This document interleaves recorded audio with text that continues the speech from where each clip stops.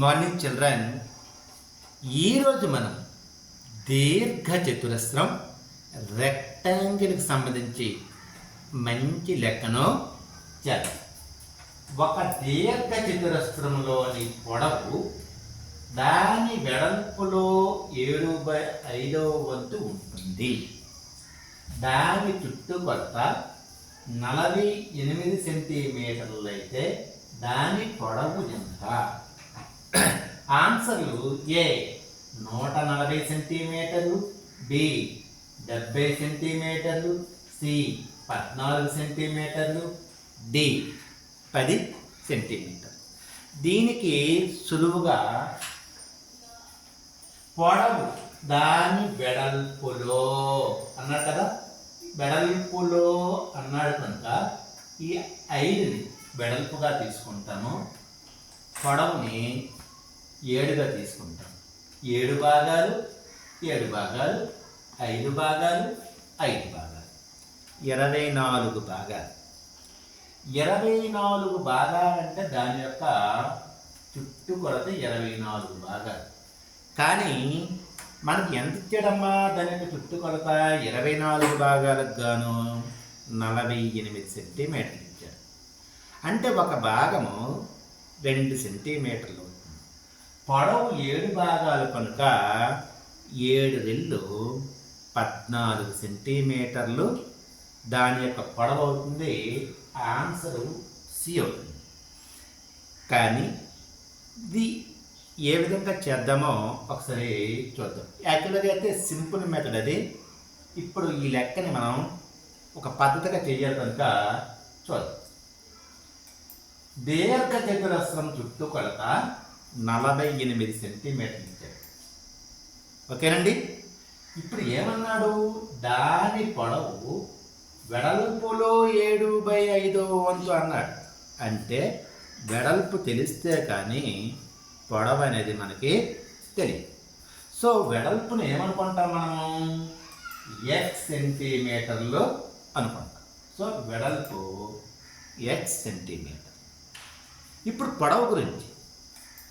పొడవు దీర్ఘ చతురస్రం పొడవు దాని వెడల్పులో 7/5 వంతు కనుక దాని పొడవు ఎంత అవుతుందంటే ఈక్వల్ టు వెడల్పు ఎక్స్ సెంటీమీటర్లు, ఎక్స్ సెంటీమీటర్లు 7/5 వంతు అన్నాడు. దట్ మీన్స్ ఎక్స్ సెంటీమీటర్లు ఇంటూ 7/5. దీన్నే 7x సెంటీమీటర్స్ బై 5 రాస్తాం. మనకి ఇప్పుడు పొడవు తెలిసింది, వెడల్పు తెలిసింది, చుట్టుకొలత కూడా మనకి తెలుసు. దీర్ఘ చతురస్రం చుట్టుకొలత ఈక్వల్ టు 2 ఇంటూ పొడవు ప్లస్ వెడల్పు. దీర్ఘ చతురస్రం చుట్టుకొలత 48 సెంటీమీటర్లు ఈక్వల్ టు 2 ఇంటూ పొడవు 7x/5 ప్లస్ వెడల్పు x సెంటీమీటర్స్. ఓకేనండి. దట్ ఈక్వల్ 48 సెంటీమీటర్లు ఈక్వల్, చూడండి ఇక్కడ ఎక్స్ సెంటీమీటర్లు ఎక్స్ సెంటీమీటర్ రెండింటిలో కామన్గా ఉంది. దాన్ని బయటికి లాగితే 2x సెంటీమీటర్స్ ఇంటూ ఇక్కడ 7/5 మిగులుతుంది ప్లస్ 1 మిగులుతుంది. ఓకేనమ్మా. 48 సెంటీమీటర్లు ఈక్వల్ టు 2x సెంటీమీటర్స్. ఇక్కడ చాలా సింపుల్ అనమాట. ఈ 5ని డినామినేటర్ హారంగా వేసుకుంటాము. 5 1 5, 5 7 12. దాని విలువ ఎంత అవుతుందంటే 12/5. ఓకే. 48 సెంటీమీటర్లు ఈక్వల్ టు 12 రెళ్ళు 24x సెంటీమీటర్స్ అనమాట బై 5.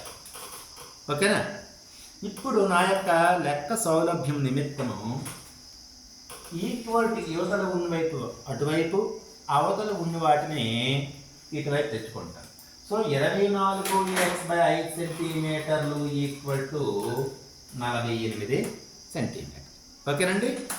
ఇక్కడ 24/5 అనేది ఎక్స్ని గుణకారం చేస్తుంది. అదే 24/5ని ఈక్వల్ టు యువతలకు తెస్తే ఆ 48 సెంటీమీటర్లే భాగహారం అనేది చేస్తుంది.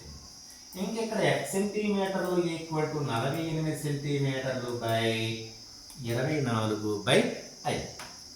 చూడండి దట్ ఈక్వల్ ఇక్కడ 48 సెంటీమీటర్లు వేసుకుంటాం. ఇక్కడ బై పోయి ఇంటూ రావాలంటే ఈ 24/5 యొక్క రెసిప్రోకల్ అంటే కింద విలువ మీదన మీద విలువ కిందన వేసుకోవాలన్నమాట. అంటే 5/24. ఓకేనా? 24 ఒకట్లు 24, 24 2 48, 2 5లు 10 సెంటీమీటర్. ఎక్స్ సెంటీమీటర్లు అంటే వెడల్పు ఈక్వల్ టు ఎక్స్ సెంటీమీటర్లు ఈక్వల్ టు 10 సెంటీమీటర్. వెడల్పు అనేది నాకు తెలిసిపోయింది. పొడవు ఈక్వల్ టు 7/5x కదండి. దట్ మీన్స్ 7/5 ఇంటూ ఎక్స్ అంటే ఈ 10 సెంటీమీటర్లు వేసుకుంటాము. 5 ఒకట్లో 5, 5 2 10, 7 2 14 సెంటీమీటర్. సో విలువ ఎంత అవుతుంది? ఆన్సర్ ఏమవుతుంది? సి. ఆ సింపుల్ మెథడ్లో చేసిన అలాగా వచ్చింది, ఈ విధంగా చేసినా కూడా అలాగే వచ్చింది. ఓకే.